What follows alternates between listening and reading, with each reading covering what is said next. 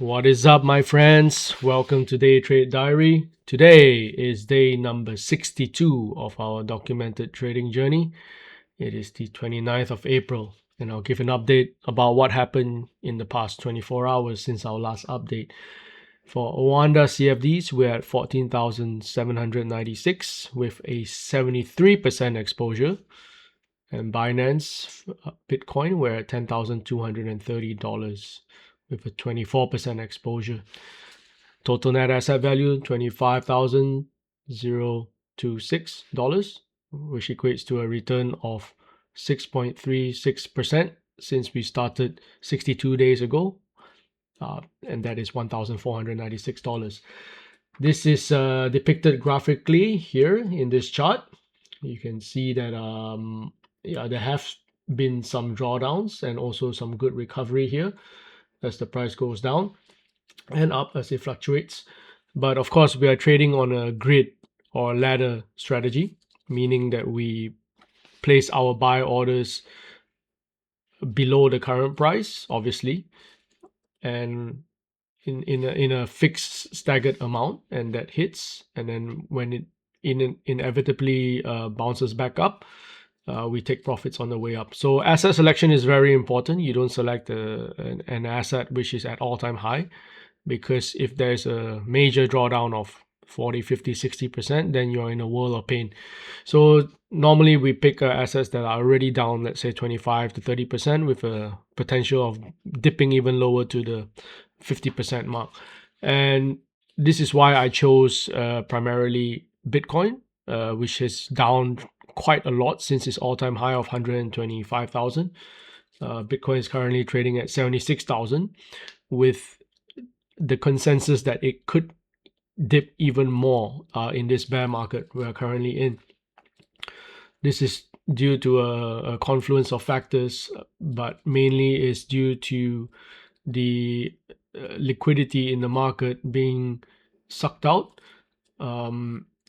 Monetary liquidity worldwide is dipping as this business cycle turns. We are seeing more and more investment in AI. What that means is capital is being pulled out of these speculative markets into the real economy. That is the consensus. And when money is being pulled away from speculation into the real economy, that means less money is available to speculate. And highly speculative assets like Bitcoin would suffer as a consequence. That is the thesis anyway. So if you choose to believe that or not, it's up to each individual investor to do their own research. But of course, countries like China seem to be pumping out liquidity, or they will need to do that to prop up their stock market as well as their real estate market, or they are trying to engineer some sort of soft landing. I don't know. Okay, but let's regardless of the macroeconomics, we shall not delve too deeply into that because there are a lot of analysts already doing this kind of thing. So the reason for this channel and these updates is to purely work a mechanical trading system, regardless of what is going on in the world geopolitically or in the macro sense. That will be story for another day. But what we're doing is purely mechanical. We choose commodities and assets that are depressed and has a potential to go a little bit lower, and then we take advantage of that. We do not choose assets such as meme coins in crypto. We do not choose individual stocks because those can very well go to zero. Meme coins, as you know, they are all speculative money, and a lot of them are scams. And for individual stocks, they are really subject to the management, the board of directors, the individual market they're in, and so on. But for the assets that we have chosen here, commodities mostly, they will not go to zero. We are quite certain that gold will never go to zero. Yeah, it might halve, but yeah, it's a monetary hedge, so it will bounce back due to the inflation of the money supply. Similarly, silver, bonds, and things like copper, Yeah, bonds, that's up for debate whether it can actually go to zero, because it depends on the creditworthiness of the United States government. But yeah, the story for another day. We don't think that it will go to zero in the next 5 to 10 years. Bitcoin, could it go to zero? I don't know. It's the very first cryptocurrency, so Lindy effect and all that. So I think it's here to stay. I don't think it will ever go to zero or to a very low level and stay there indefinitely. I think as a new technology and as the frontier cryptocurrency, it will always be revered and also always be a collectible item. And of course, there's the additional benefits of it being, self custody. You're not relying on any third party to have this asset. You can cross borders with your Bitcoin in your head. If you remember the 12 or 24 words, the seed phrase. So you're not subject to any jurisdiction, governments, confiscation, and things like that. So all this is quite appealing to Bitcoin investors. Okay, there's a lot of talk. Let's go into the updates for the day. Yeah, for Bitcoin, we have had 3 buys and 2 take profits. So the take profit was up here yesterday. Yep. So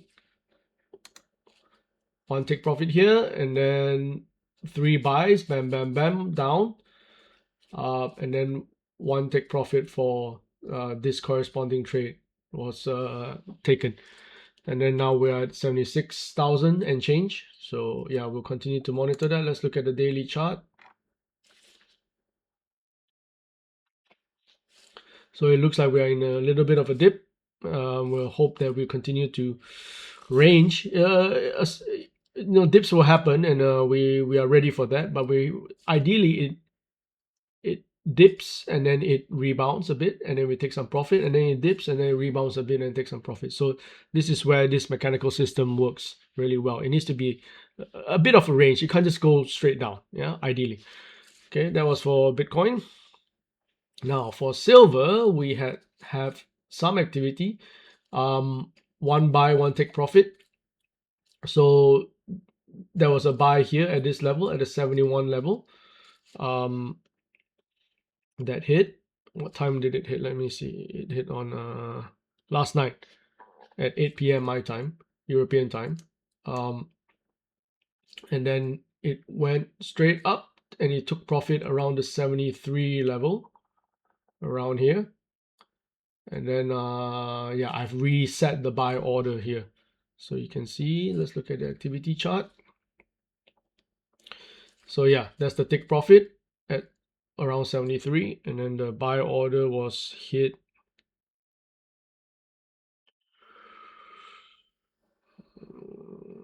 here at 71, and then it took profit very quickly after that at 73. So it's a nice little snipe, I would say. Okay, that was for silver, and let's see what it looks like today. So it looks like it's trying to rebound, but to me this doesn't look good. It looks like it might yeah, it's a dead cat bounce. I think it's just a bull trap, and it's gonna dip again. It's my prediction.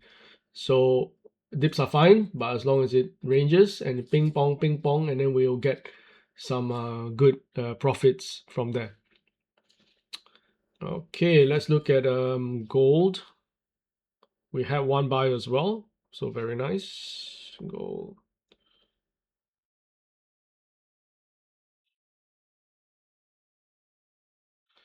So yeah, this order hit, and yeah, we are in the profit now for gold. So we'll continue to monitor that. And then last one, we have a new entry, bonds, and that hit as well, T-bonds at this level. So we'll continue to monitor that action as well. Yeah, so we had a new entry for bonds, and then we had some action for gold and silver. So that was nice, and we'll continue to monitor the rest of them. Okay, that was my update for today, and I'll see you guys perhaps next week, because tomorrow is Labor Day, so I won't be updating. Take care now. Bye bye.